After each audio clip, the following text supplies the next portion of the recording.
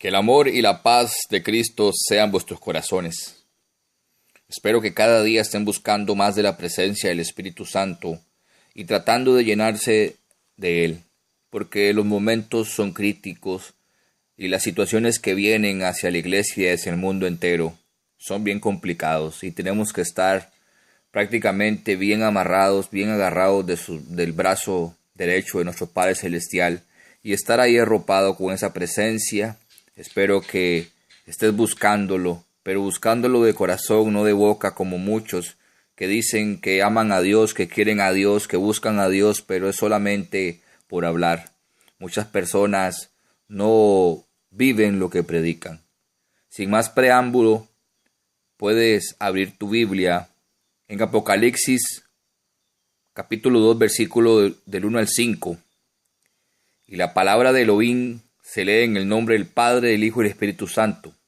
Escribe al ángel de la iglesia de Éfeso, el que tiene las 7 estrellas en su diestra, el que anda en medio de los 7 candeleros de oro. Dice esto: yo conozco tus obras y tu arduo trabajo y paciencia, y que no puedes soportar a los malos, y has probado a los que se dicen ser apóstoles y no lo son, y los has hallado mentirosos, y has sufrido, y has tenido paciencia, y has trabajado arduamente por amor de mi nombre, y no has desmayado, pero tengo contra ti que te has dejado de tu primer amor. Recuerda, por tanto, de dónde has caído, y arrepiéntete, y haz las primeras obras, pues si no vendré pronto a ti, y quitaré tu candelero de su lugar, si no te hubieres arrepentido. Padre Celestial, te doy gracias porque me permites una vez más llevar tu santa palabra y que tu Espíritu Santo, Señor, sea el que tome dominio de todo. Cambia, abre corazones, abre entendimientos, Padre Celestial, para que tu palabra haga lo que vino a hacer. Señor Jesucristo, te pido que sea la voz del Espíritu Santo que hable a través de tu siervo. Y te pido, Padre Celestial, que no me permitas dañar tu palabra santa. Amén y amén. Vamos al contexto histórico y bíblico de esta iglesia para comprender cuál es el mensaje que les traigo. La ciudad de Éfeso. Hacia el año 96 después de Cristo, la ciudad de Éfeso era la más importante de la provincia romana del Asia proconsular o Asia Menor, centro postal y administrativo, y era casi tan importante como Antioquía para los gentiles y paganos de esa época. Dicha ciudad era llamada guardiana del templo, el dedicado a la diosa Artemis o Diana en latín, en Hechos 19, 23, verso 41. No fue sino hacia el año 52 de nuestra era que el cristianismo penetró en la ciudad por el ministerio de Priscila y Aquila, en Hechos 18, verso 19. Siendo Pablo el fundador de aquella iglesia, Pablo se afincó en Éfeso por espacio de 2 años, Hechos 18 y 19. Posteriormente Pablo fue a Juan, quien se afincó allí, teniendo bajo su cuidado tanto esa iglesia como las otras 6 de Asia, a las cuales se le dirigían las respectivas cartas de Apocalipsis. Contemplando la revelación del libro de Apocalipsis al respecto, vemos que el Señor tenía un interés muy especial por esa iglesia de Asia Menor, en gran manera formado por gentes de origen gentil, en Hechos 19, versículo 8 y 9. Representó un gran triunfo del Evangelio en una tierra en primera instancia ajena a la palabra de Dios. La iglesia de Éfeso. La primera noticia de fuente bíblica que tenemos al respecto del incipiente ministerio en Éfeso por parte del apóstol Pablo, la encontramos en el libro de los Hechos de los Apóstoles, cuando en su segundo viaje misionero, llegando de Corinto para ir a Jerusalén, se detuvo en dicha ciudad, dejando allí a Aquila y a Priscila, entrando en una sinagoga y discutiendo con los judíos por muy poco tiempo, habiéndoles comunicado su intención de volver a ellos, en Hechos 18, versículo 18 al 21. Sabemos que pudo cumplir su deseo, porque un tercer viaje misionero después de recorrer las regiones superiores, volvió a la metrópolis. Hechos 19.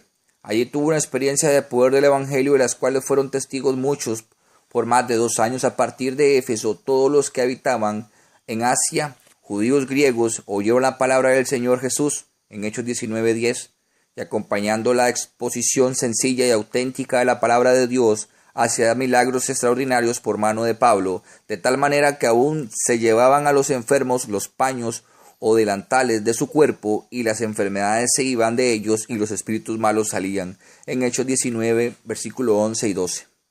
Tanta fue la fama de estos actos divinos que algunos quisieron imitarle al intentar echar fuera demonios, pero estos vivían muy alejados de la vida del Señor y por tanto consiguieron algo muy distinto a lo que esperaban. Puede leer Hechos 19, 13, 16. Decimos todo esto haciendo hincapié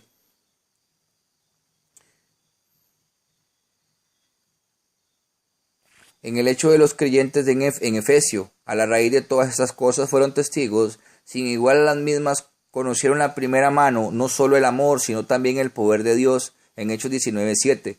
Tanto fue así que muchos de los que habían creído venían confesando y dando cuenta de sus hechos, todo ello con el contexto del verdadero arrepentimiento, haciendo obras dignas del mismo, como podemos leer en Hechos 19:19. El relato del libro de los Hechos nos enseña que fue efectiva la palabra del Señor, crecía y prevalecía poderosamente en el versículo 20 de Hechos 19, de todo lo cual muchos fueron testigos. Tenemos que tener muy claro nosotros que lo que les estoy leyendo es para que tengamos un contexto histórico de qué era la iglesia de Éfeso. Ahora sí vamos a entrar en el mensaje, si Dios lo permite. Esta iglesia la fundó el apóstol Pablo y tenía sana doctrina, ¿verdad? Como muchos.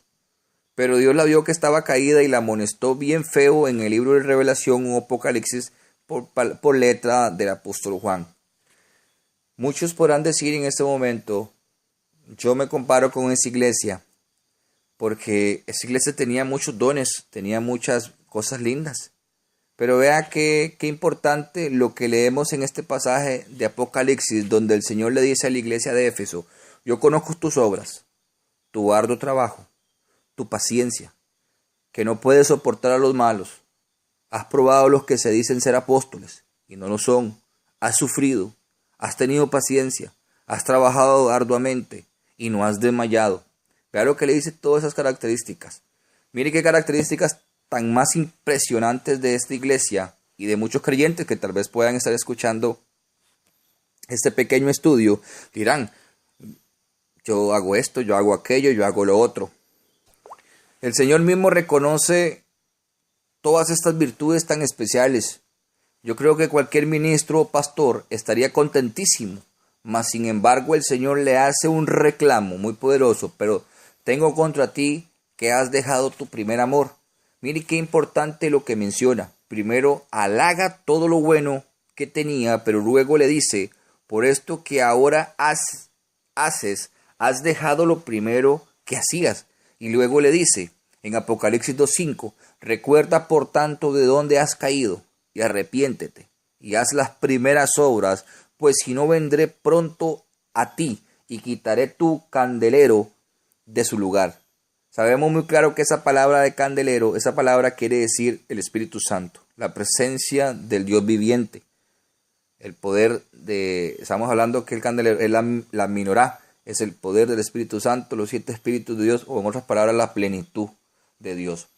Si no te hubieras arrepentido, recuerda de dónde has caído. Reconoce que caíste. Este punto nadie lo quiere reconocer, porque el tibio es el último que reconoce su caída, porque solo excusas coloca para salir del hueco de donde está, pero no sale. Hasta que reconozca su pecado, se dará cuenta que está caído. Vamos a ver de dónde se ha caído. En Gálatas 5:4 dice lo siguiente: De Cristo os desligasteis, los que por la ley os justificáis, de la gracia habéis caído. Has caído de la gracia. Segunda de Pedro 3:17 dice lo siguiente: así que vosotros, os amados, sabiéndolo de antemano, guardaos no sea que, arrastrados por el error de los inicuos, caigas de vuestra firmeza. Has caído de la firmeza. Por eso dice la palabra en otra cita, en 1 Corintios 10:12. Así que el que piensa estar firme, mire que no caiga. Hechos 20:9.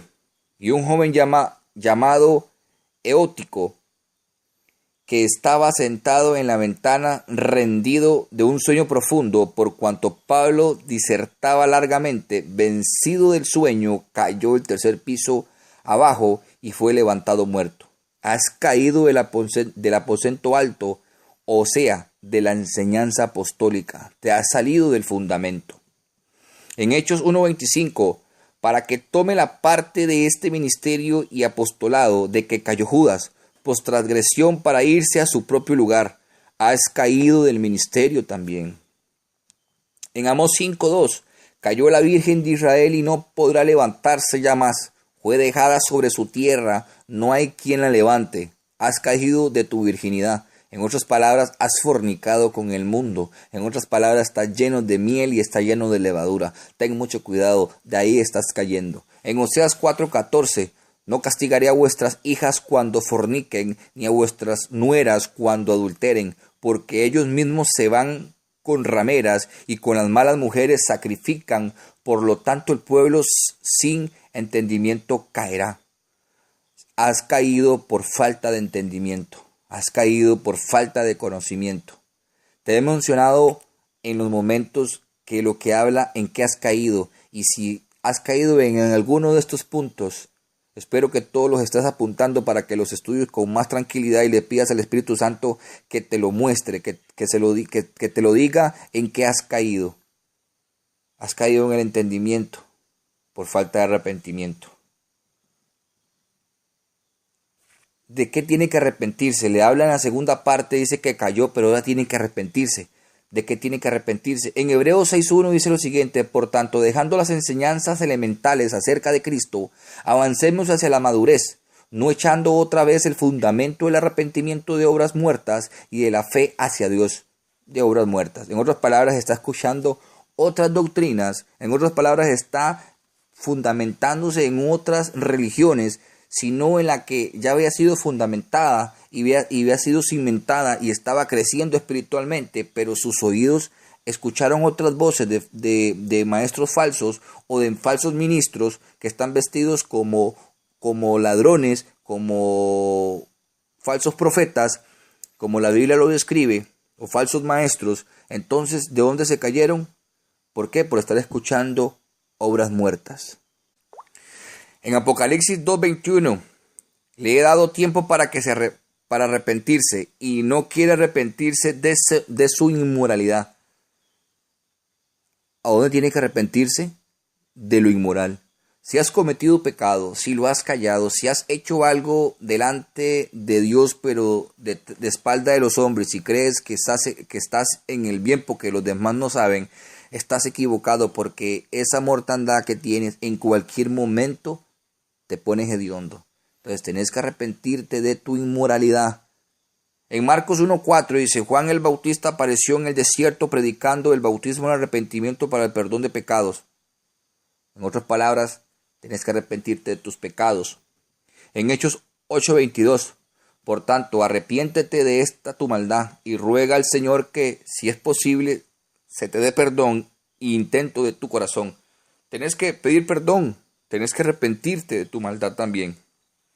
En Jeremías 36:3 dice lo siguiente: tal vez en la casa de Judá oiga toda la calamidad que pienso traer sobre ellos, y se arrepientan, cada uno en su mal camino, entonces perdonaré su iniquidad y su pecado. ¿De dónde tenemos que arrepentirnos? De nuestro mal caminar, de nuestros pasos que están llenos de levadura y miel, porque nos están llevando al mundo, nos está llevando a cosas que no tenemos que ir, porque no tenemos la presencia del Espíritu Santo y no queremos buscarla, porque queremos vivir bajo nuestro entendimiento carnal, sino estar sometidos al Espíritu Santo de Dios para que Él nos guíe, para que Él nos lleve a esa pureza y nos saque de ese mal camino.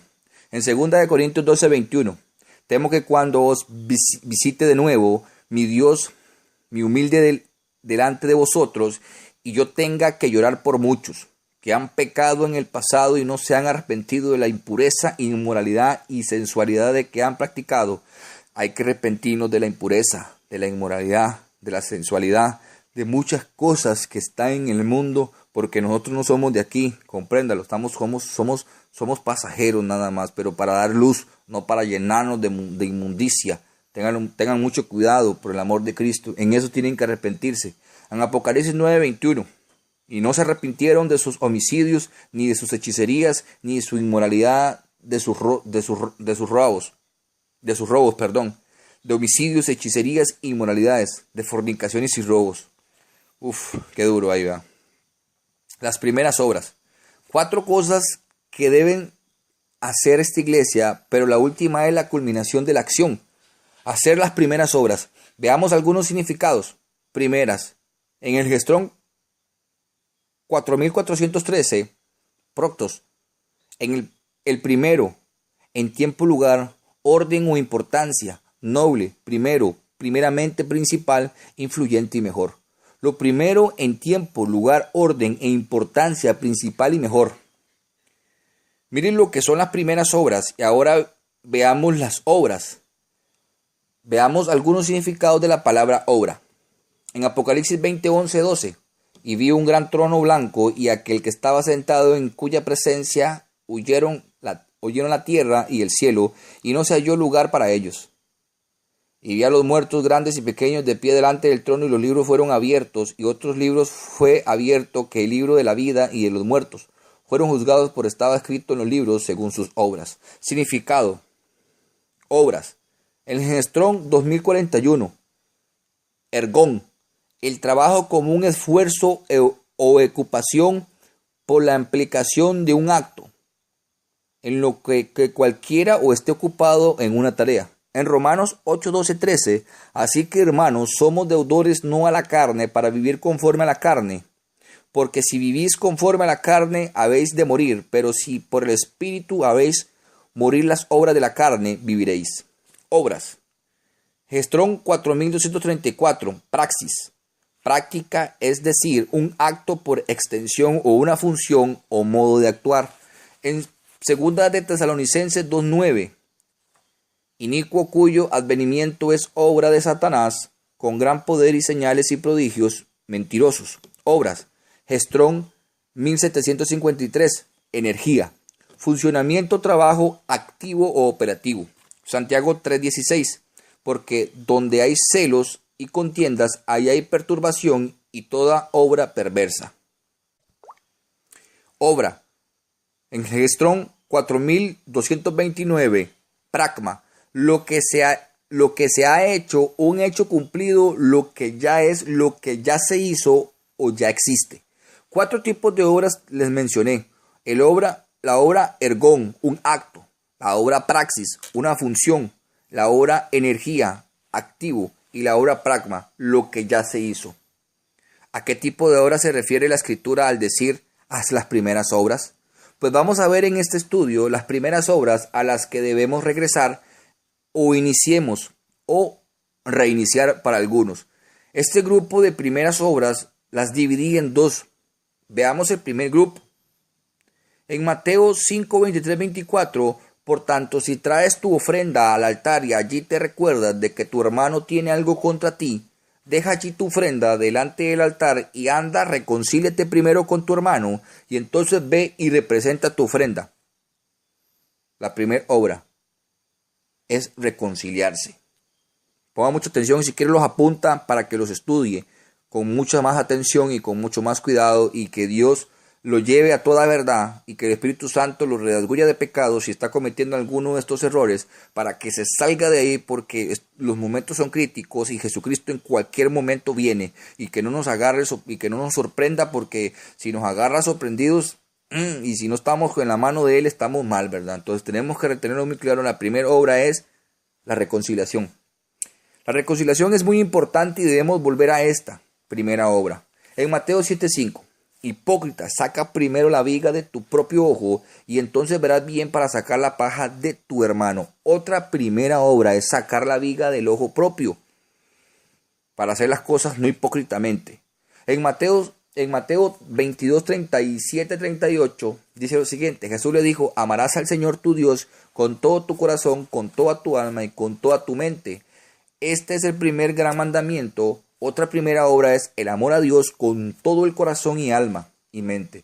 Muchos no lo están haciendo. Están amando a Dios de boca, pero en el corazón de ellos no está. Entonces, una de las primeras obras es amarlo con todo nuestro corazón, alma y mente. Si no está haciéndolo, póngase vivo. En Mateo 23, 26 dice: Fariseo ciego, limpia primero lo de adentro del vaso y del plato para que también lo de afuera sea limpio. Otra primera obra es limpiarse por dentro. Muchas personas están muy equivocadas porque creen que vestir bien o verse bien es santificarse. Yo sé que esto tal vez suena como contradictorio, que si mi corazón está limpio, que si mi alma está limpia, que si mi espíritu pertenece a Dios, todo lo que está también afuera se tiene que reflejar en Él. Entonces ahí que tenemos muy claro en esa parábola que el Espíritu Santo nos dejó ahí escrita, que primero tenemos que limpiarnos por dentro, pero limpiarnos de verdad, ya sin hipocresía. En Marcos 7:27, pero Jesús le dijo, deja primero que se sacien los hijos, porque no está bien tomar el pan de los hijos y de echarle a los perrillos. Otra primera obra a la que debemos volver es a saciar a los hijos. Tenemos que acariciarlos, tenemos que besarlos, decirle que los amamos. Es muy difícil para algunos, puede ser por causa del trabajo y por todo lo demás, pero cuando tenga la oportunidad de tenerlos, o tal vez una vez o al mes, a la semana, pero por lo menos decirles, los amo, decirles con cariño, tenemos que saciarlos. Okay. En Marcos 10, 43, 44, pero no será así entre vosotros, sino que el que quiera hacerse grande entre vosotros será vuestro servidor. Al que de vosotros quiera ser el primero será siervo de todos. Otra primera obra es servir a los demás. Tenemos que servir a los demás con humildad, como hizo Jesucristo, que Él vino a servir, vino al mundo a servir, no a ser servido. Entonces, esa es una de las primeras obras que tenemos que hacer, el servir a los demás, pero nadie quiere hacerlo. Es tanta la arrogancia y tanta la fricción que hay entre hermanos que dice, no, ese no lo va a agradecer, ese es un hipócrita, ese no le hago nada. Pero Dios nos manda a nosotros a ver eso, Dios nos manda a hacerlo, y tenemos que hacerlo porque tenemos que agradar a Dios, no a los hombres. En Lucas 24, 1, 2, el primer día de la semana, muy de mañana, vinieron al sepulcro trayendo las especies aromáticas que habían preparado y algunas otras mujeres con ellas. Hallaron remover la piedra del sepulcro. Lo primero es buscar al Señor. Bendito sea Jehová. Una de las primeras obras es buscar al Señor. Ténganlo muy claro. En Hechos 13:46, entonces Pablo y Bernabé, hablando con denuedo, dijeron, a vosotros a la verdad era necesario que se os hablase primero la palabra de Dios, mas pues que la desecháis y no os juzgáis dignos de la vida eterna, he aquí nos volvemos a los gentiles. Otra primera obra es ocuparse, hablar de la palabra de Dios. Muchas personas ya no quieren hablar de la palabra de Dios, ya les da como pena, les da como miedo, les da como, no, ¿en qué momento se murieron? Así digo yo, ¿en qué momento se murieron? Volvamos a las primeras obras para volver a vivir. En 1 Corintios 16, 1, 2, en cuanto a la ofrenda para los santos, haced vosotros también de la manera que ordene a la iglesia de Galacia. Cada primer día de la semana, cada uno de vosotros ponga aparte algo, según haya prosperado, y guardándolo para que cuando yo llegue no se recojan entonces ofrendas. Una de las primeras obras es apartar la ofrenda del Señor. No sean tan tacaños, por el amor de Cristo. Ofrenden, eso es bueno. En 2 Corintios 8:12, porque si primero hay la voluntad dispuesta, será aceptada según lo que uno tiene, no según lo que no tiene. Otra primera obra es tener la voluntad dispuesta, estar dispuestos. Esa es otra de las primeras obras que el pueblo ha dejado de hacer. En Efesios, honra a tu padre y a tu madre, que el primer mandamiento con promesa. Otra primera obra es honrar a nuestros padres. Ahorita hay una contienda, padres contra hijos, hijos contra padres, y los padres tenemos que dar el ejemplo, tenemos que honrar a nuestros hijos para que nuestros hijos nos honren también, porque es uno de los primeros mandamientos con promesa.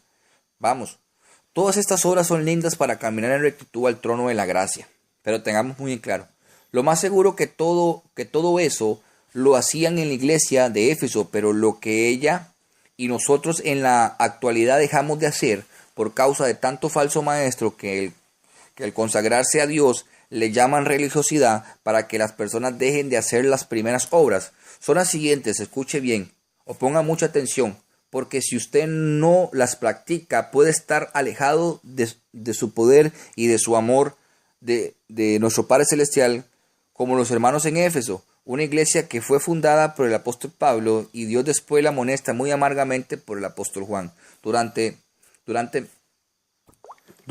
y hoy en día estamos muchos así, que dejamos nuestro primer amor, todo lo dejamos afuera, todo lo como que las vanidades del mundo, que tengo que ir a hacer tal cosa, ya no quiero ir a la iglesia, es que pereza cantar, ay, qué pereza lo otro. Bueno, tengamos mucho cuidado. El segundo grupo, como dije que lo había dividido en dos grupos, el segundo grupo para mí, a mi opinión muy personal, este grupo lo dividí en 3 puntos muy específicos y muy claros, y tenemos que tenerlo muy claro. Esto lo dividí en las obras pragma, lo que ya se hacía. En otras palabras, lo que usted hacía al principio y ya no lo hace. Vamos a leer el libro de Hechos 1, 13, 15. Cuando hubieron entrado a la ciudad, subieron al aposento alto, donde estaban hospedados Pedro, Juan, Jacobo, Andrés y Felipe, Tomás, Bartolomé y Mateo, Jacob, hijo de Alfeo, Simón el celote, y Judas, hijo de Jacobo. Todos estos estaban unánimes, entregados de continuo a la oración junto con las mujeres y con María, la madre de Jesús, y con los hermanos de él, porque el tiempo de Pedro se puso de pie en medio de los hermanos, un grupo como de 120 personas que estaban reunidos allí. Vamos a tratar de llevar luz y sacar las primeras obras que estaban sucediendo a la iglesia antes de que llegara. Pongan mucha atención, porque esto es para nosotros vivir una vida llena en plenitud.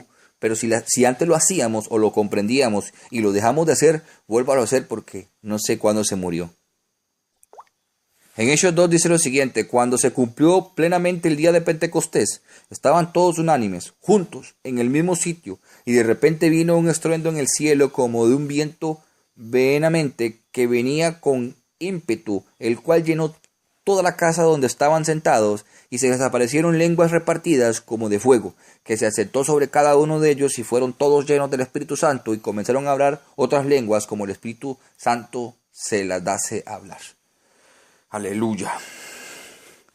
Tratando de explicar estos 2 capítulos, tenemos que tenerlo muy claro. ¿Cuáles eran las primeras obras? La primera obra, dice la palabra que estaban en unión. Si tú lo puedes leer en el versículo 1 de Hechos 2, dice: cuando se cumplió plenamente el día de Pentecostés, estaban todos como unánimes, unidos.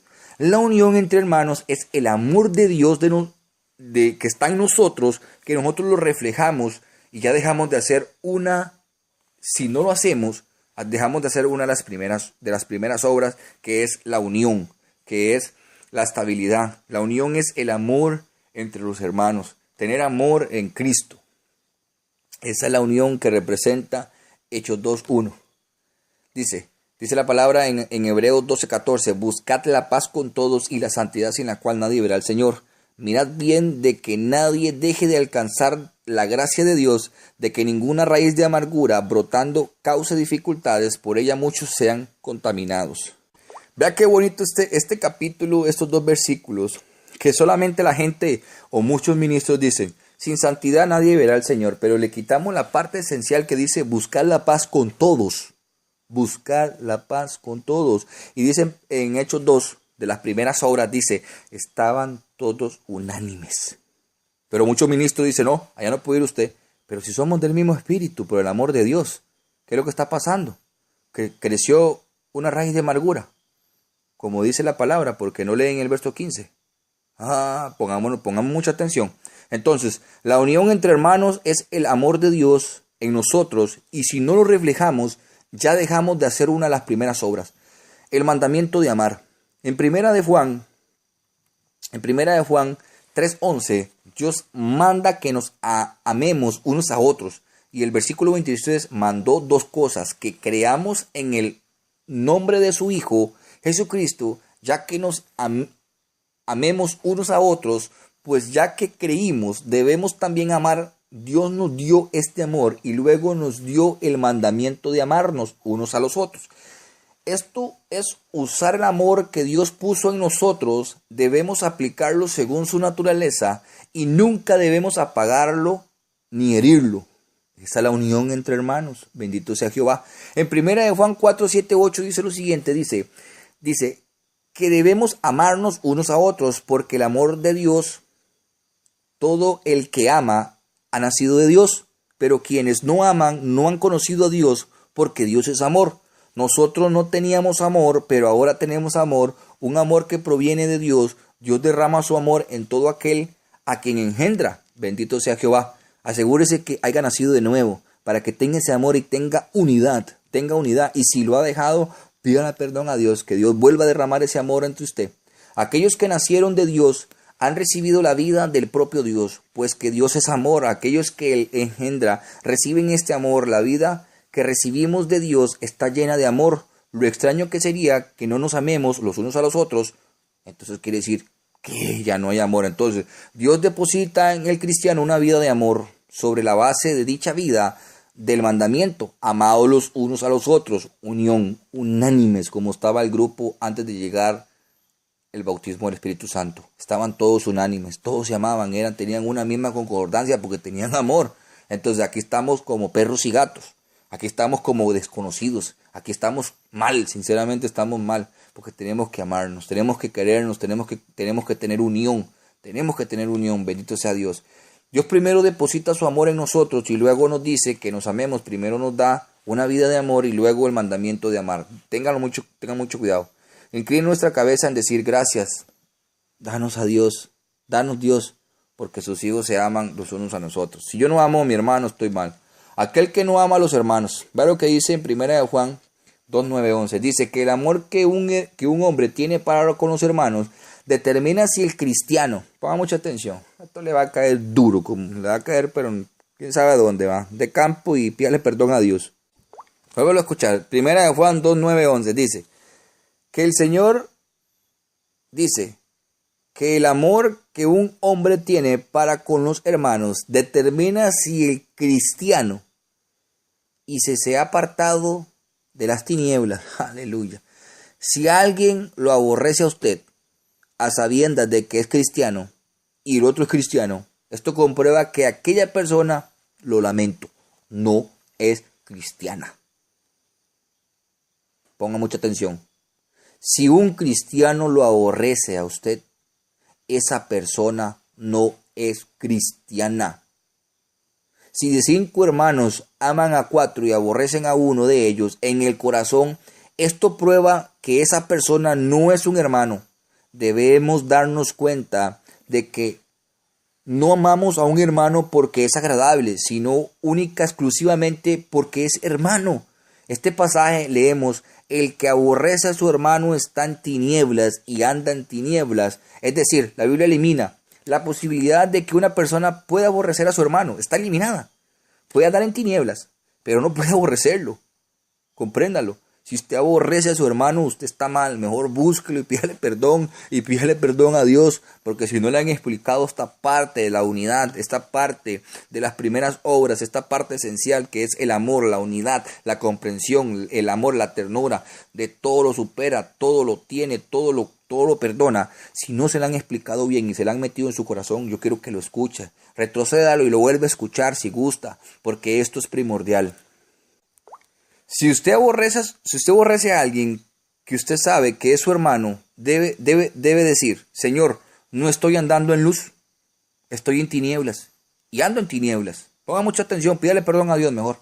En 1 Juan 3:10 dice que aquel que no practica exteriormente la justicia no es de Dios. De la misma manera que aquel que no tiene amor en sus entrañas para con su hermano no es de Dios. Qué duro esto, ¿ah? En esto se manifiestan los hijos del Dios Altísimo. Aleluya. En el verso 14 dice: el que no ama permanece en muerte. Uy, Señor Jesucristo, ¿ah? Discúlpeme que le está cayendo el aguacero, ¿ah? El que no ama permanece en muerte. Este amor no se refiere al amor ordinario, sino al amor con el que uno ama a los hermanos. La Biblia dice que si una persona no tiene este amor por los hermanos, permanece en muerte. Sería muy extraño que aún después de creer todavía no sienta efecto, ni se sienta atraída hacia otros creyentes. En tal caso, es posible que su fe no sea genuina. Antes la persona estaba muerta y me tomó que todavía estaba en esa condición porque la fe se basa en el amor. Entonces, para explicárselo, si nosotros odiamos a un hermano, estamos muertos, permanecemos muertos. Sigan ese lado durmiendo en esa cama que en cualquier momento se cae. Y pídele a Dios que no se le descalabre la cabeza para que por lo menos tenga oportunidad y le pida perdón. Si nosotros nos hemos extraviado de la fe, porque la fe es amor. La fe es que nosotros amamos a Cristo sin verlo. Eso es fe genuina. Y si nosotros no amamos y decimos que tenemos fe, estamos equivocados porque eso no es una fe genuina. Antes la persona estaba muerta.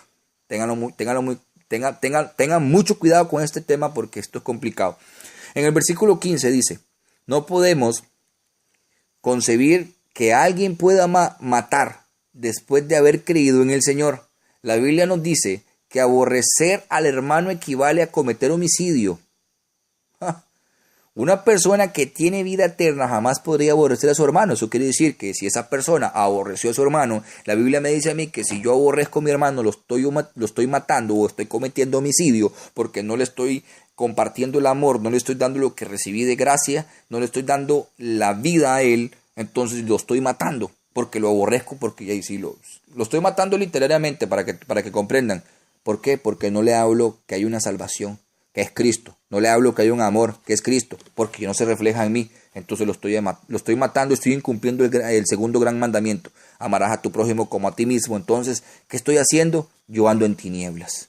Porque un muerto está en la oscuridad, un vivo está en la luz. Entonces, si estás muerto, estás en las tinieblas. Ten mucho cuidado, ten mucho cuidado. La palabra de Lubín hay que tener mucho cuidado. Todos los hermanos que tienen una vida lo suficientemente rica como para amar a todos los hermanos y hermanas, nuestro amor por un hermano debe ser el mismo que sentimos por todos los demás. Para que descubrir que una persona no tiene amor fraternal, no es necesario que ella odie a todos los hermanos. Es suficiente evidencia que aborrezca a solo uno. Bendito sea Dios. Si una persona no ama al hermano, sino que lo aborrece o lo amenaza o lo ataca, lo único que podemos decir es: Dios tenga misericordia de él, pues es una persona que piensa que es creyente, pero en realidad no es creyente. Y en otras palabras, no es salvo.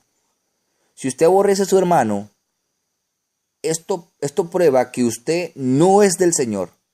En condiciones normales, si un hermano ha hecho cosas que lo irritan a usted, puede exhortarlo, reprenderlo, pero no puede aborrecerlo en su corazón. Incluso si usted lo dice a la iglesia según Mateo 18, su intención debe ser restaurarlo. Yo ya lo había explicado en el estudio pasado de disciplina bíblica, que muchos dejaron de escuchar porque les da como miedo, les da como terror, porque sinceramente viven llenos de levadura y de miel. En Mateo 18 la intención es de restaurarlo, no de destruirlo. Si usted no tiene intención de restaurarlo y su meta es atacarlo y denigrarlo, esto comprueba que usted está por debajo del nivel de su hermano y usted es un servidor.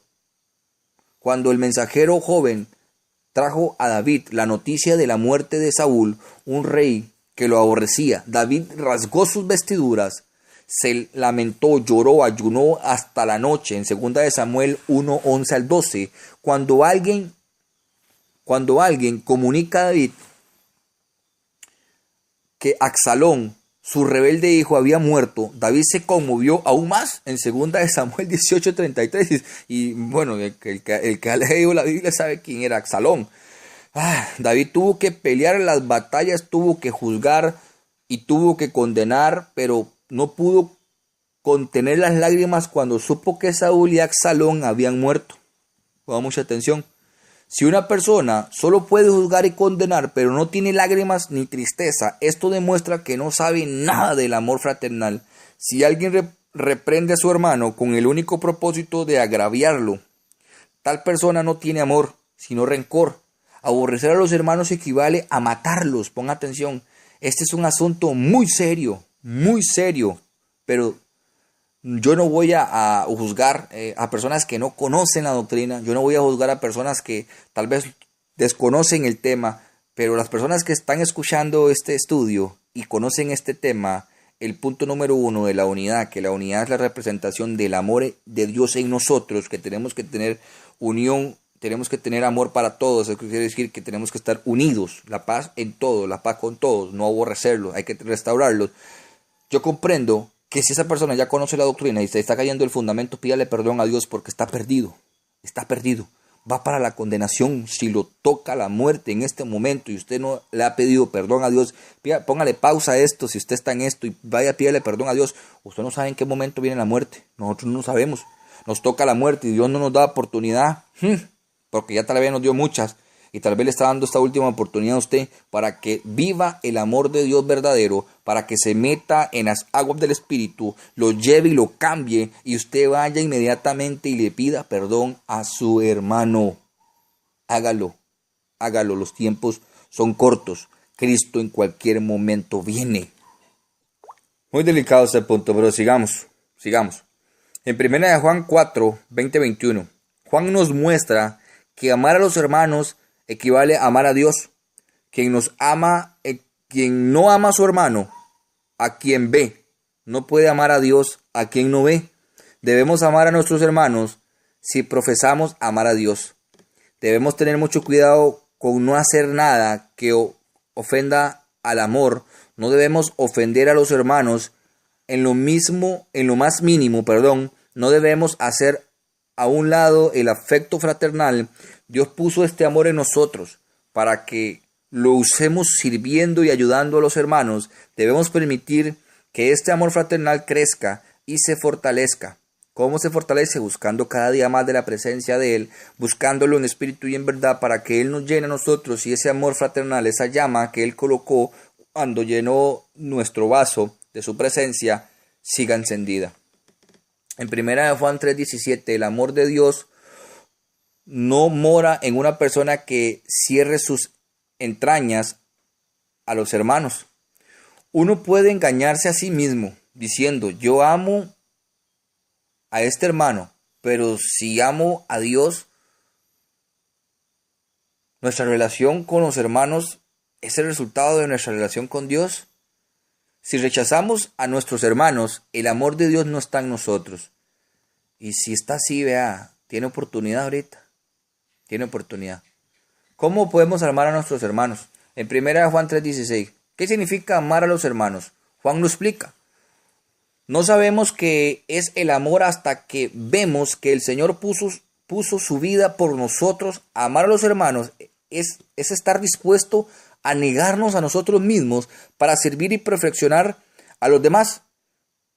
Es estar dispuesto incluso a dar nuestra propia vida por los demás. En otras palabras, por más que usted se le reviente la cabeza, por más que usted sienta que se le movieron las entrañas, usted tiene que mostrarle amor, seguir explicándole lo que es la sana doctrina, que la fe viene por el oír y viene por el oír la palabra de Dios. Entonces, tenemos que seguir luchando, explicando, tenemos que seguir para que ese amor se refleje también en esos hermanos. En el verso 18 dice que el amor no está compuesto de palabras vacías.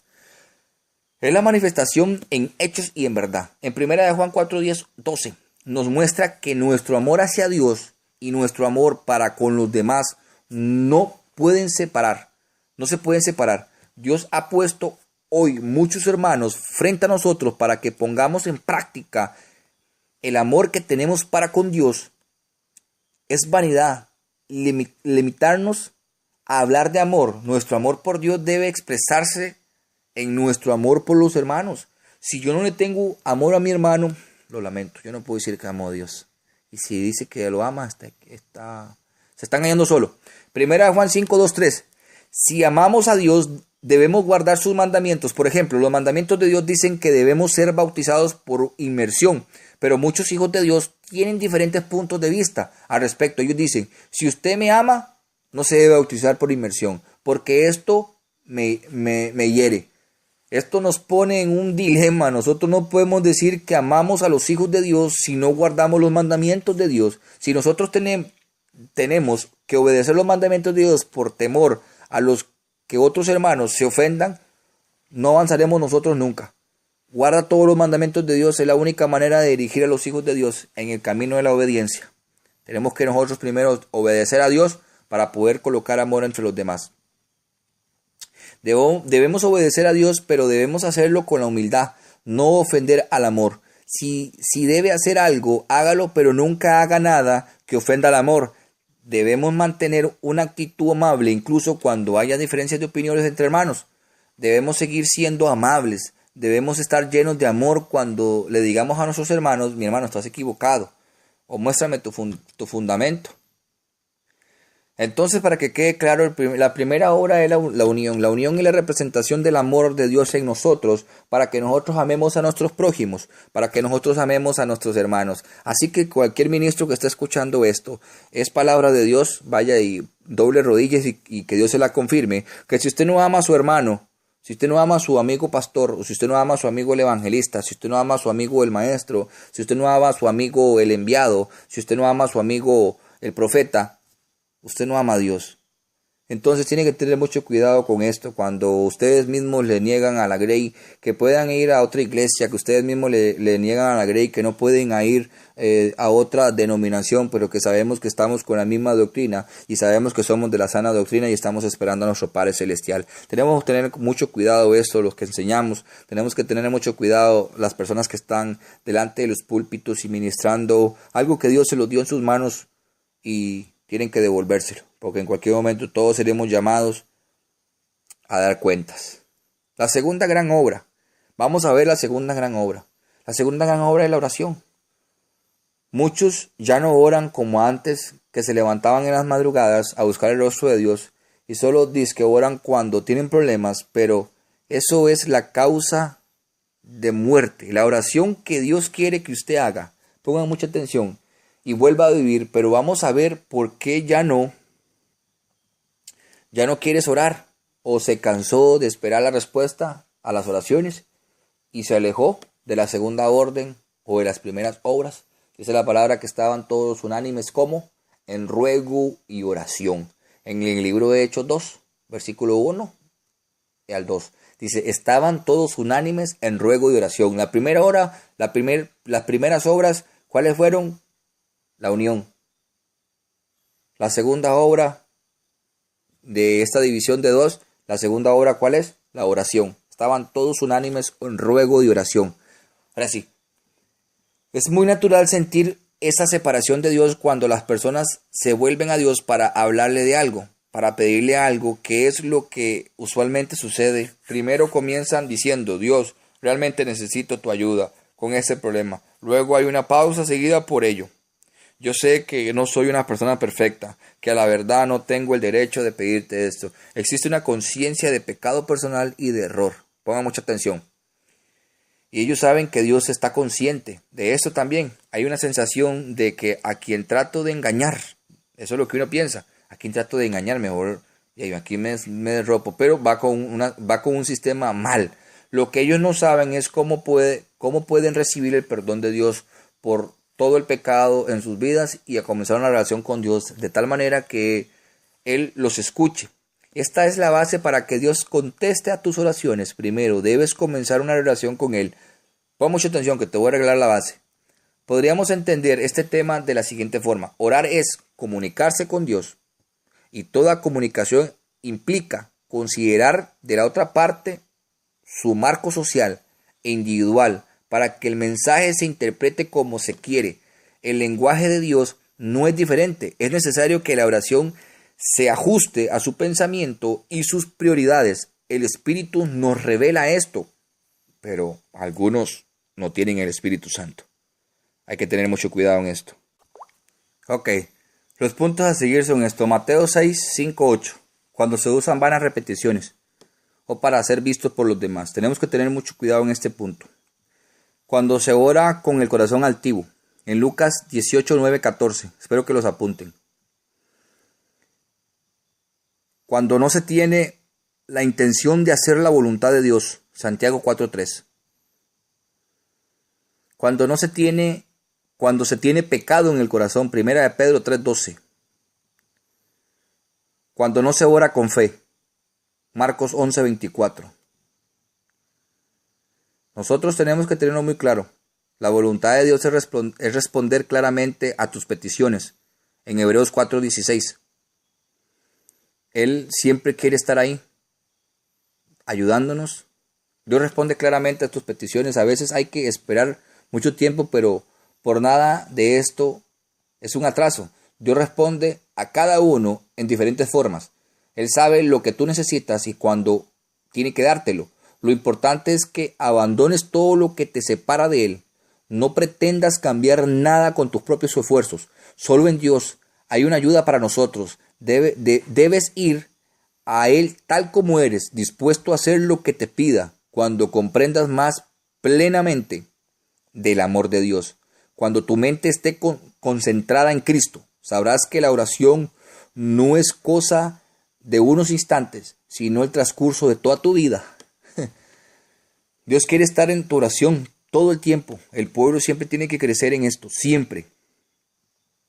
Hablando humanamente, y para que nos demos cuenta, podríamos decir que Dios ha hecho un esfuerzo enorme de acercamiento a los hombres.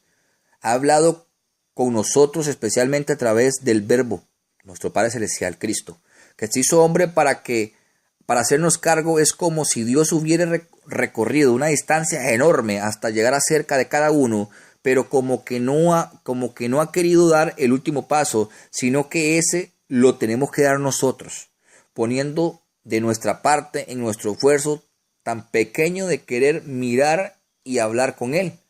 Ya lo que dice nuestro Padre Celestial. Algunos me preguntan a mí, ¿por qué usted dice amigo?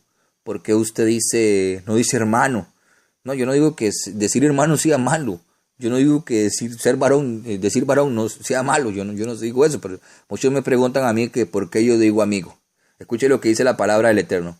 Yo no os llamo siervos, porque el siervo no sabe lo que hace el Señor, sino que os llamo amigos, porque todo lo que oí de mi Padre os lo he dado a conocer. Juan 15, 15. Esto nos dice Jesucristo que podemos ser amigos de Dios. Hemos de darnos cuenta de que nuestro trato con Dios no ha de ser una relación fría, especulativa, sino que podemos dar el paso del amor, porque Dios nos conoce y nos ama, y no quiere solo que le reconozcamos, sino que le amemos. Por eso digo, ahora hay que orar más que nunca, hay que buscar más la presencia de nuestro Padre Celestial. La oración es un diálogo enriquecedor, porque si la amistad verdadera enriquece a los que aman, ¿qué será la amistad con quien sabe todo, lo puede todo, lo es todo? En la oración Dios nos da la luz a nuestra inteligencia para que veamos las cosas como las ve Él. Además, Dios habla para que vayamos haciendo lo que Él quiere. Y entonces, si se va poniendo en práctica sus sugerencias, nuestra vida humana nuestra vida pobre, o sinceramente sí, pobre, o en la oración, va corriendo y va a cobrar valor sobrenatural. Vivimos entonces como amigos de Dios. ¿Me comprenden por qué digo amigo? Si la oración es el trato amoroso con Dios, conviene que cultivemos ese amor, porque si el amor no se cultiva, acaba disipándose. Sucede en los efectos de nuestra alma. Algo parecido a lo que sucede con el campo, que se cultiva, que se recogen buenos frutos. Si el campo en un día estuvo cultivado, se deja abandonado a la espontaneidad, junto a las plantas buenas surgirían ¿qué? Malas. Así es fácil. Si usted deja de orar, se muere. Así es sencillo. Jesucristo trajo luz y fuego junto a la luz de su doctrina. Quiso que se encendiera en nosotros el fuego del amor. Fuego he venido a poner a la tierra y que he de querer sino que ardar. Oiga lo que dice, va. Lucas 12:49. Ese fuego del amor a Dios, a los demás por Dios, es lo que a nosotros nos siembra nuestro corazón. Como le dije, el punto ya de unión es el amor de Cristo que nació en nosotros. Ese es ese fuego que tenemos que representarlo amando a nuestros prójimos y queriéndolos a ellos como a nosotros mismos. Entonces, si nosotros leemos Salmos 38:4, lea Salmos 38:4, de modo parecido a como si una caldera o una gran temperatura, los radiadores no pueden dar calor a toda casa. También si uno a ratos dedicamos la oración, si a ratitos, porque ya no se puede hablar ni a ratos, ahora a ratitos, dedicamos la oración, la presencia de Dios durante el día acaba por, ¿cómo? Se va. Algunos dicen que, vea lo que dice mucha gente, algunos dicen que no necesitan hacer un rato de oración ni las oraciones de la noche, porque dicen ya están en la presencia de Dios todo el día. Pero si les preguntan cuántos actos de amor, cuántos actos de desagrio o cuántas acciones de gracia han hecho durante esta mañana o en el mes, se quedan perplejos, porque resulta que la presencia de Dios no ha cristalizado en hechos concretos. Si la presencia de Dios está en ti, tenés que cristalizarlo con hechos concretos. Dios siempre va a orar a la par tuya. Entonces tenemos que orar, tenemos que buscar cada día más. Dice la palabra, orar sin cesar. Oiga, orar sin cesar. Y la palabra dice, todo aquel que perseverar hasta el fin, ese será salvo. El mejor modelo a seguir de oración que nos deja la palabra a nosotros es de un copero. Imagínense que la oración de ese copero reconstruyó una ciudad completa, un pueblo completo. Y Dios recompensó su oración y lo hizo gobernador, ya no era copero. El libro de Nehemías es un manual que nos enseña a orar por las necesidades de nuestro pueblo. Esa es la oración que Dios quiere que nosotros hagamos. Que oremos por nuestro prójimo, porque Él conoce nuestras necesidades, Él sabe qué nos pasa. No digo que, no, yo no estoy diciendo, para que quede claro, para que no haya alguien ahí malinterpretando las cosas, que no puedes orar por tus necesidades. Claro, hay que orar por nuestras necesidades, por nuestros hijos, por nuestras familias, por nuestros ministerios. Hay que orar por todo eso, porque la palabra en Isaías dice, recordarme. Entonces tenemos que recordarle a Él, pero no tenemos que ir con ese énfasis de oración, porque la oración eficaz y muy clara y muy bendecida es la que nosotros hacemos por nuestro prójimo, a mí me ha bendecido mucho.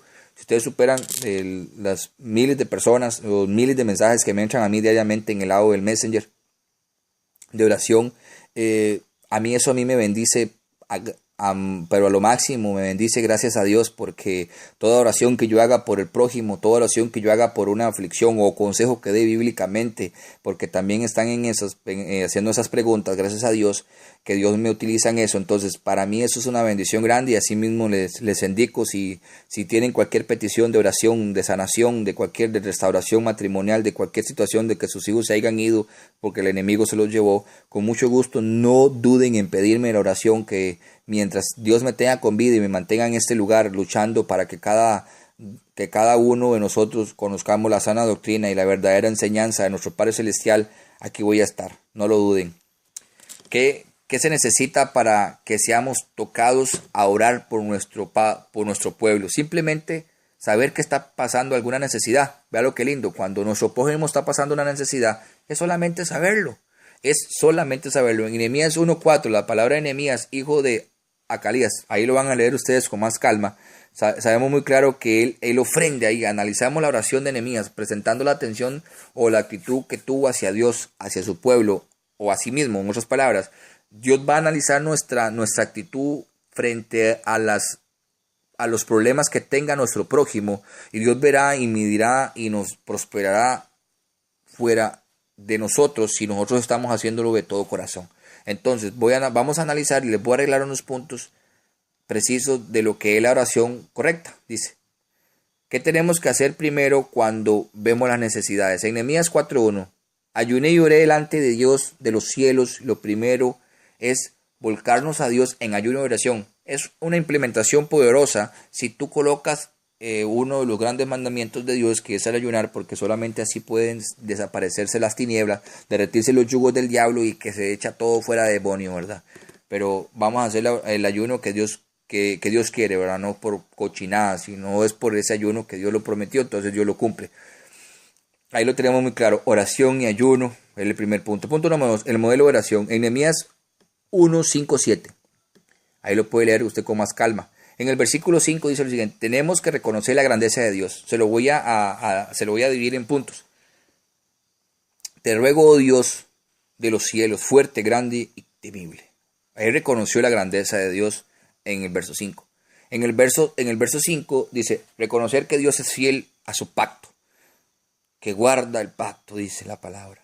Reconoce que Dios es fiel a su propia naturaleza, en verso 5 ahí mismo, y la misericordia a los que le aman y guardan sus mandamientos. Oiga cómo dice Jesucristo, cómo está la petición y la promesa inmediatamente de Cristo. Eso quiere decir que la oración es esa es la oración que Cristo quiere, porque viene la palabra y viene la promesa. Bendito sea Jehová.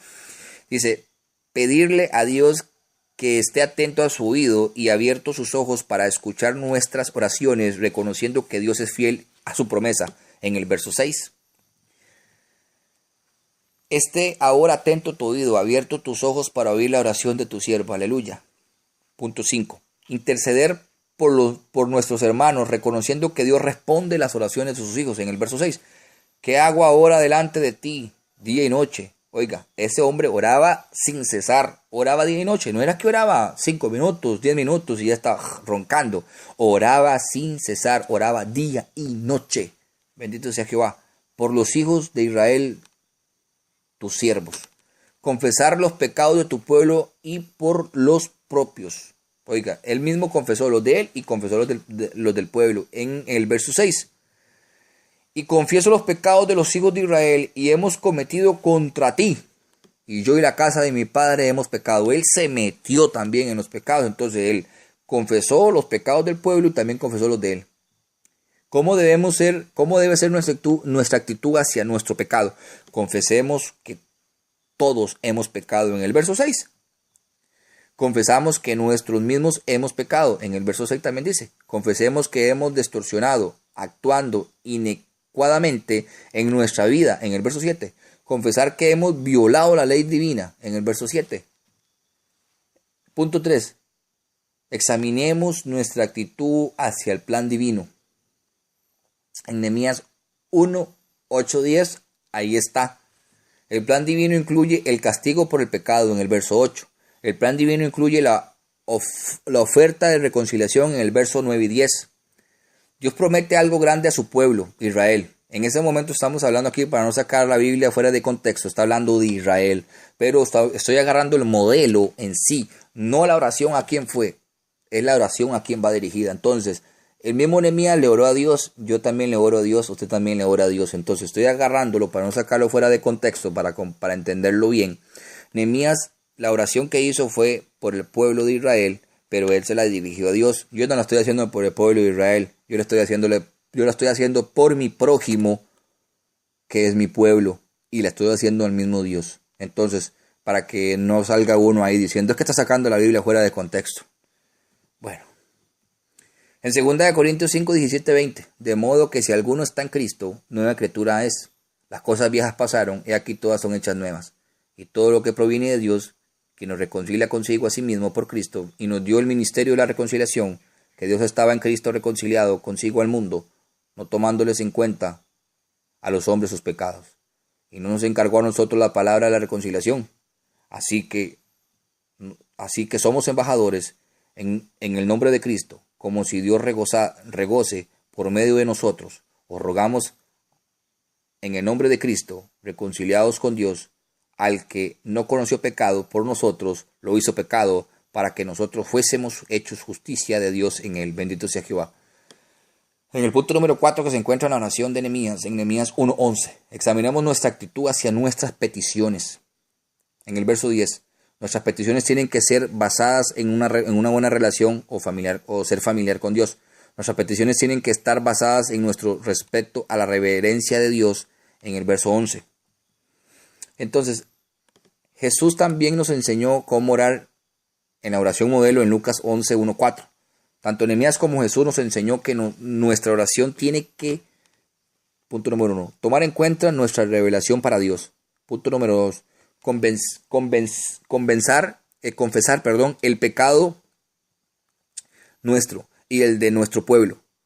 Punto número 3, pedir que Dios haga su voluntad divina por medio de nuestras vidas en obediencia.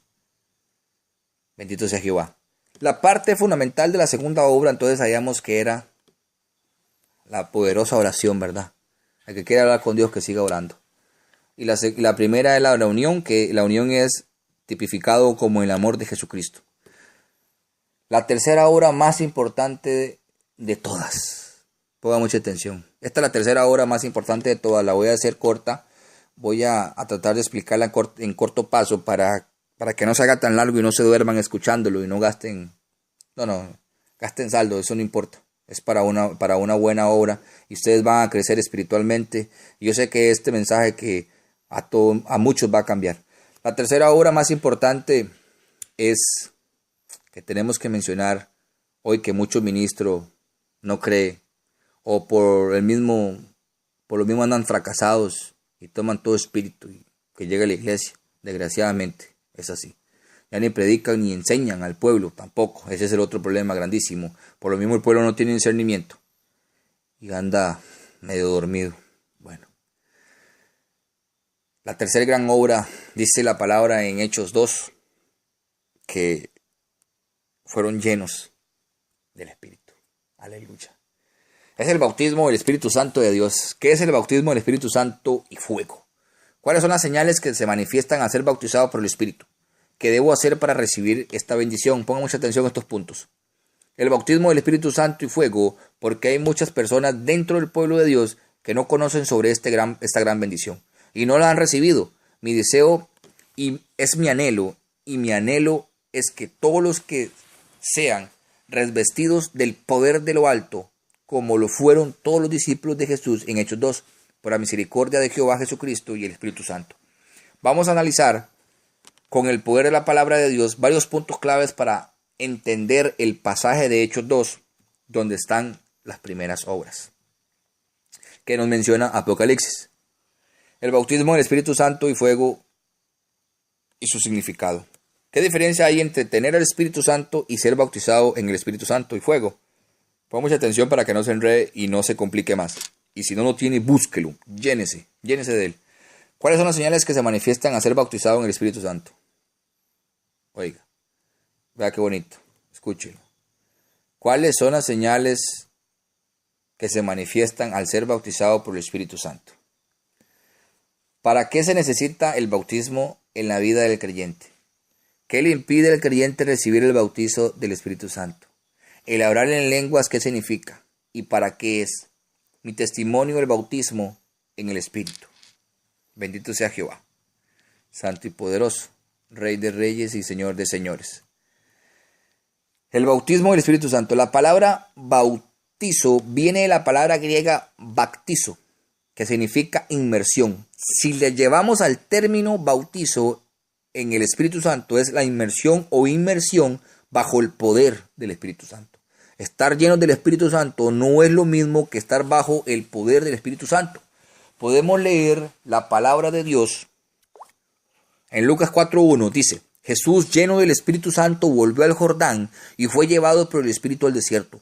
Jesús fue bautizado en el Jordán en agua y recibió la llenura del Espíritu Santo.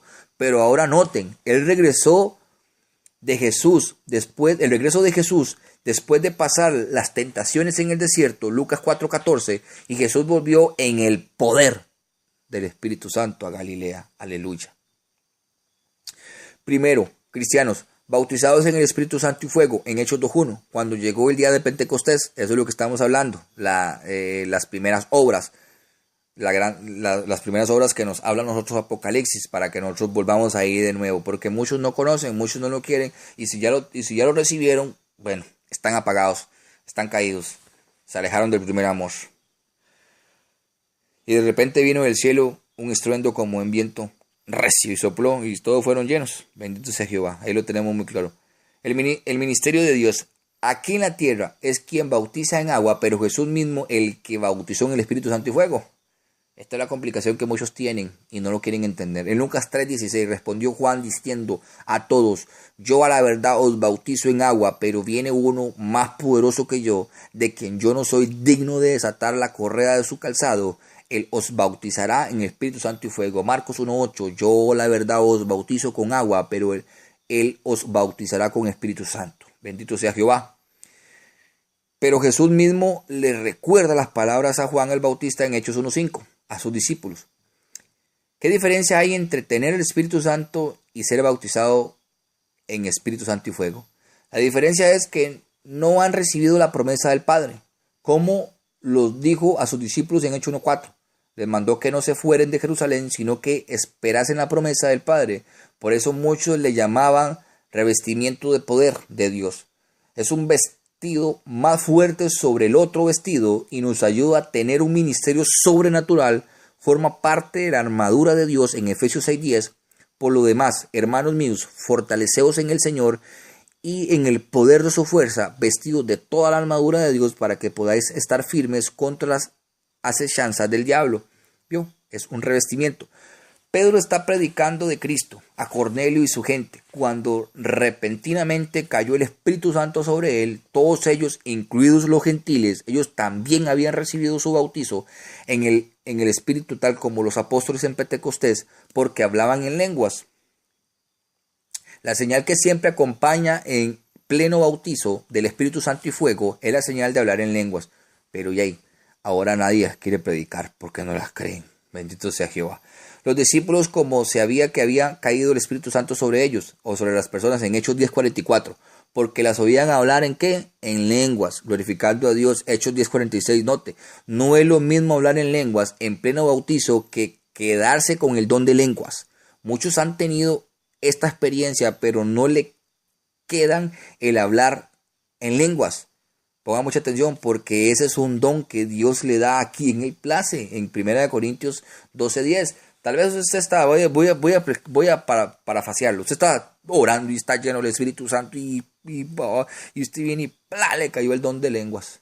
Pero antes de que le caiga el don de lenguas, también Dios tenía ya también un don de interpretación. Entonces eso no quiere decir que usted habla en lenguas, es que ese es el don de lenguas, pero tiene que haber un intérprete. Las otras lenguas son las que usted habla solamente con Dios.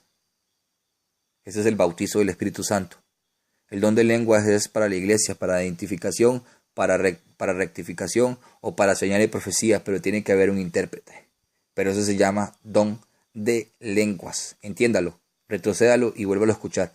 Se llama don de lenguas, pero a usted no le quedan las lenguas. Aleluya. En 1 Corintios 12:10. ¿Por qué tenemos que recibir el bautizo del Espíritu Santo y fuego? Es la promesa del Padre para todos nosotros en Hechos 1:4. Es un revestimiento de poder desde lo alto en Hechos 1:8. Porque hay llenura y manifestación del Espíritu Santo en Hechos 2:1-4. Es una de las señales que Cristo dijo que seguirían a su iglesia. Pongan atención. Es una de las señales que Jesucristo dijo que seguirían a su iglesia en Marcos 16:17.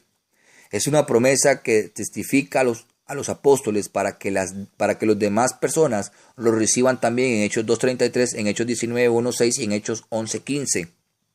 En Hechos 19:1-6 aconteció, ahí lo va a leer usted en Corinto, cuando Pablo recogió las religiones superiores y vino a Éfeso.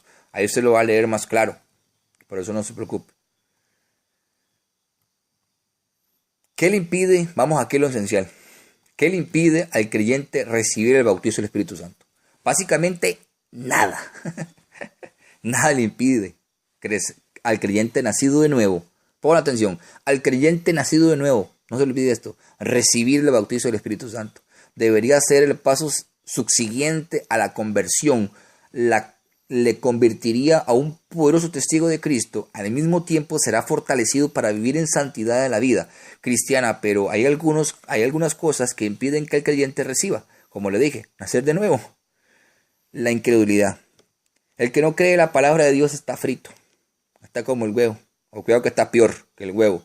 En Hechos 11:6, ahora bien, sin fe es imposible agradar a Dios. Hebreos, perdón. Es imposible agradar. No se puede esperar recibir algo de Dios al menos que usted lo crea. Si no, no. Como gente que no predican de sanidad divina, de milagros, porque no tienen fe. Entonces no pueden predicarlo, no lo enseñan. Simplemente se trata de probar a ver si es cierto o no. En realidad, no están buscando el don de Dios, sino el tentar a Dios. Y eso es peligroso. En Lucas 4:12 respondió Jesús y le dijo, dicho está, no tentéis a nuestro Señor Dios. Debe haber una sincera y reverente buscando el bautizo del Espíritu Santo. Tenés que pedirlo, no seas irresponsable. Tenés que buscarlo, no seas irresponsable. Anda donde los pastores, anda donde la gente que tú veas que es espiritual y diles, tú quieres recibir la promesa y diles que pongan tus manos en ti y ten la plena seguridad que Dios va a derramarlo. Dios va a derramarlo. Tenemos que buscarlo, tenemos que comprender que esa es la herramienta más poderosa de la iglesia. La llenura, la estabilidad, el amor, la comprensión y todo. Pero tenemos que pedirlo. Dice la palabra en Mateo 7:8, pedid y se os dará. Buscad y hallaréis. Llamad y os abrirá. Porque todo lo que pide recibe y todo lo que busca halla. Y el que llama se le abrirá. En Lucas 11:13, cuando más el Padre del cielo dará el Espíritu Santo a los que le pidan. ¿Qué es hablar en lenguas? Es el don. Es el don, es la señal espiritual poderosa que Jesucristo nos regaló. Así de fácil, así de sencillo. Pero hay muchos que no creen. Pero van a tener que llenarse, van a tener que buscarlo. Es un don que si quieres tenerlo, hay que anhelarlo. 1 Corintios 14:1. Si hay un intérprete, funciona para edificación de la iglesia. 1 Corintios 14:5. Se puede cantar a Dios en lenguas en 1 Corintios 14:15. Es un don, no es para usarlo en la iglesia. Si lo quieres usar, ora en lenguas para ti, solo y para Dios. 1 Corintios 14:28. A no ser que alguien las interprete. Así podrás hablar a la iglesia. Intenta para que la interpretación sea edificación. En 1 Corintios 14:27. No se debe impedir hablar en lenguas, pongan mucha atención, ni despreciarlas, pues es un don de Dios para edificación de aquel que la habla a la iglesia o la habla a sí mismo. 1 Corintios 14:19. En la iglesia se debe hacer con orden. 1 Corintios 14:40. Pero si estás solo, hazlo como quieras. Puedes hablar en lenguas, el diablo le tiene miedo. Por eso es que no las predican, no las enseñan. Porque estos son emisarios del diablo, son falsos maestros, entonces no enseñan esto. Porque el diablo les tiene temor, porque no entiende, no sabe por dónde viene el ataque. Dios todo lo sabe. Bendito sea Jehová. Escribe al ángel de la iglesia de Éfeso, el que tiene las 7 estrellas a su diestra, el que anda en medio de los 7 candeleros de oro, dice esto: yo conozco tus obras y tu arduo trabajo y paciencia, y que no puedes soportar a los malos, y has probado a los que se dicen ser apóstoles y no lo son, y los has hallado mentirosos, y has sufrido, y has tenido paciencia, y has trabajado arduamente por amor de mi nombre, y no has desmayado, pero tengo contra ti que has dejado tu primer amor. Recuerda por dónde y has caído, y arrepiéntete, y haz las primeras obras, pues si no vendré pronto ante ti, y quitaré tu candelero de su lugar, si no te hubieras arrepentido. Bendito sea Jehová. Gracias, Señor Jesucristo, por haberme permitido enseñar y llevar tu evangelio verdadero, tu sana doctrina una vez más a tu pueblo, Señor Jesús. Padre Celestial, espero que el que haya escuchado esta pequeña enseñanza, que le haya quedado algo, Padre Celestial, que cambie, que si está muerto, que reviva, que los tiempos son cortos. Ayúdale, Señor Jesucristo. Sánalo si está enfermo, restáblalo si tiene problemas, cámbiale ese caminar, Padre Celestial. Limpia sus manos si están llenas de pecado. Cambia sus pies si están llenos de pecado, Padre Celestial. Llénalo y límpialo con tu sangre preciosa, Señor Jesucristo. Ten piedad y misericordia de tu pueblo. Llénalo, Padre, de bendición. Llénalo de bendición, Jesucristo, y sana a todos los enfermos, oh Padre Celestial, que se haga conforme a tu palabra, Señor Jesús. Bendito sea tu nombre y gracias por seguir estando conmigo, Señor, por más siervo inútil que me haya convertido, porque ni lleno de ti podemos llegar a ser siervos inútiles, Señor Padre. Gracias te doy, oh todo Jehová, la honra y gloria es para ti. Amén y amén.